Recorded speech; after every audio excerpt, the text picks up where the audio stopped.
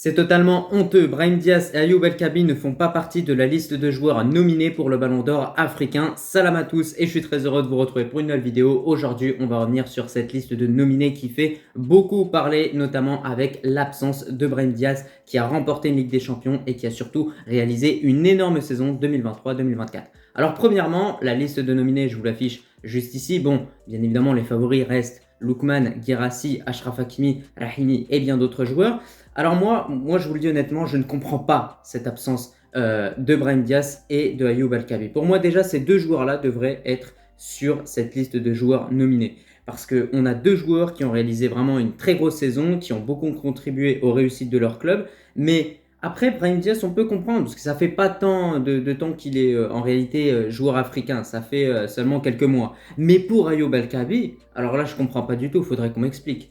Il a remporté la Conference League. On le voyait marquer toutes les semaines. Il a mis des triplés contre une équipe comme Aston Villa, etc. Il était en feu.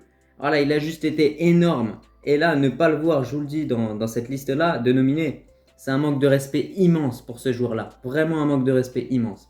Concernant Brahim Diaz, c'est un petit peu le même cas de figure, même si on sait que ça fait seulement quelques mois qu'il joue sous les couleurs du Maroc. Donc on peut en réalité un petit peu comprendre, mais quand on voit la présence de certains joueurs dans cette liste de joueurs nominés, comme Tapsoba et Kouiri, je pense que Brahim Diaz et Ayoub El Kabi ont été meilleurs sur la saison 2023-2024 que ces deux joueurs-là. Je pense qu'il faut être honnête au bout d'un moment. Et c'est là où justement on se pose des questions vis-à-vis de la CAF. On se pose vraiment plein de questions parce que moi je vous le dis, je comprends pas. Hein. Là on a quoi on a juste Achraf Hakimi, bah, c'est logique, encore heureux. Et Rahimi, moi honnêtement, voilà, j'aurais mis même peut-être El Kabi devant lui. Donc concernant les Marocains au niveau de ce Ballon d'Or africain, je pense on va devoir miser sur Hakimi ou Rahimi. Voilà, un des deux. On verra qui l'emportera. Rahimi réalise juste une saison exceptionnelle.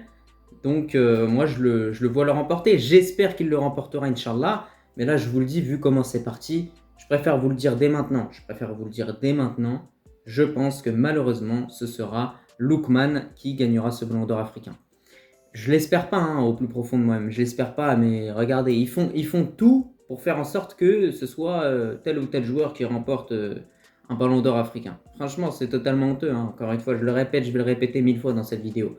Parce que vraiment, El Kabi, franchement, c'est vraiment celui qui méritait le plus d'être dans cette liste de joueurs nominés pour le Ballon d'Or africain. Parce que je ne sais pas si vous vous en rappelez, mais en plus de 30 matchs, il avait marqué un nombre de buts, mais c'était des statistiques de malade, quoi. C'est sa meilleure saison sur le plan individuel. Il a juste été énorme dans l'ensemble des compétitions qu'il a disputées. Avec le Maroc, c'est un joueur qui marque aussi. Bon, il n'a pas marqué lors de la CAN 2023. D'ailleurs, au niveau de cette liste de joueurs nominés, ce qu'on remarque, c'est que justement, la CAN 2023 a quand même son importance. Avec Adingra, du coup, qui en fait partie. Lui aussi, je vous dis honnêtement, bah si, c'est logique en vérité. Je pense que c'est pas discutable en réalité, c'est tout à fait logique qu'il soit dedans. On a également le gardien sud-africain qui est dedans pour ses exploits, le défenseur nigérian et Lookman. Voilà, Lookman, il brille avec l'Atalanta, il brille avec le Nigeria. Honnêtement, quand on voit ce qu'il y a en face de lui, on a du mal à se dire que ce joueur-là ne remportera pas le Ballon d'Or africain. Surtout quand on voit qu'il n'y a pas Brahim Diaz ou El Kabi, quoi. Franchement, moi, je comprends plus rien au football africain, je vous le dis honnêtement. Hein. Déjà, lors de la dernière cérémonie, ils n'avaient pas mis Yassine Bounou. Yassine Bounou qui avait contribué à un trophée tout entier pour Séville et qui avait réalisé une énorme Coupe du Monde 2022 avec le Maroc.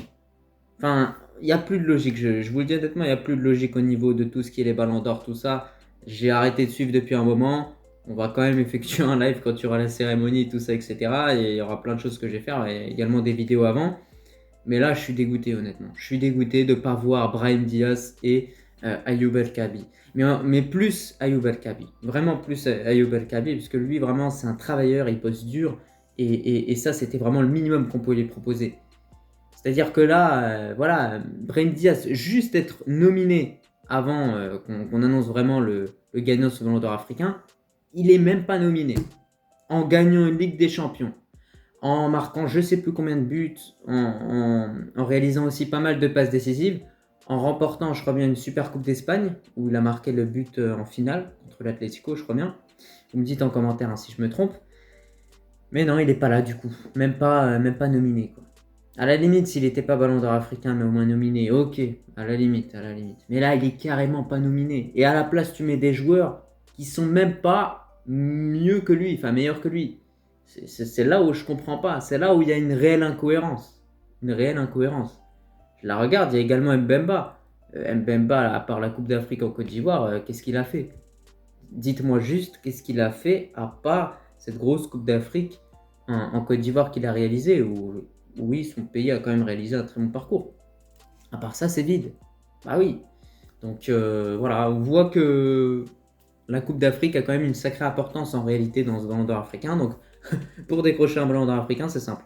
Tu réalises une bonne Coupe d'Afrique, un bon parcours, tu es décisif et ça y est, ils feront en sorte d'écarter les potentiels dangers et ensuite tu as ton ballon d'or africain.